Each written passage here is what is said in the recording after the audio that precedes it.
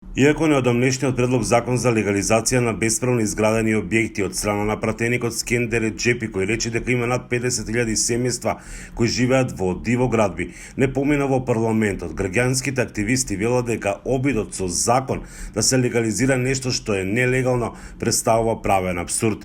Сите досегашни закони се резултат на неможноста општините и државата да се справат со проблемот со бесправно градење и соодветна хумана урбанизација, вели Григорije Ќатовски од иницијативата Доста. Потребни се системски решенија, потребна е работа и волја од страна на општините и државата.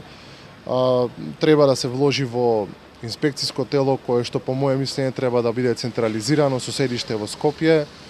Треба да се вложи во човечки ресурси, луѓе кои што ќе се компетентни, професионални да вршат инспекциски надзор со интегритет, да се вложи во ресурси во инспекторатот и тука не исклучувам употреба и на дронови за рано детектирање, современи дронови за рано детектирање на бесправни градби.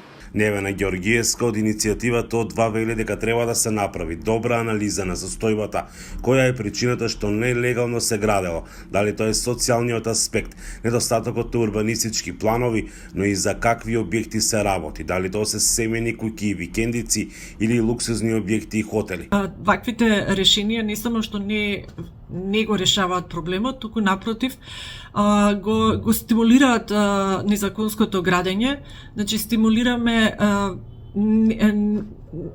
да не се следат процедурите кои се неопходни за да имаме и плански градби, но и безбедносни. Се упаѓа во одредени закони. Охридскиот регион е еден од најзасегнатите со проблемот со диво изградените објекти, со оглед на тоа дека едно од главните барања на УНЕСКО е справување со ова прашање, за да може Охрид да го зачува овој статус. Од општина Охрид не кажуваат колку нелегални објекти има на нивна територија. Само вела дека поседуваат соодветна документација за сите вакви објекти и оти за истите се води постапка или фигурираат како завршени предмети. Околу дивоградбите во рамки на заштитени подречја, посебно Охрид, сметам дека решението треба да биде ригорозно. Значи токму такви градби кои пречат и кои се во вакво заштитено подречје треба да бидат отстранети. И тоа да има големи парични казни за токму да не ни се повторуваат вакви и забелешки и објекти за кои потоа многу е потешко решението. Факт е дека општините сами не може да го решат проблемот, потребна е поддршка пред се од централната власт и потребни се законски измени во овај дел. Не само општините, туку и државата. Не гледам ниту волја, ниту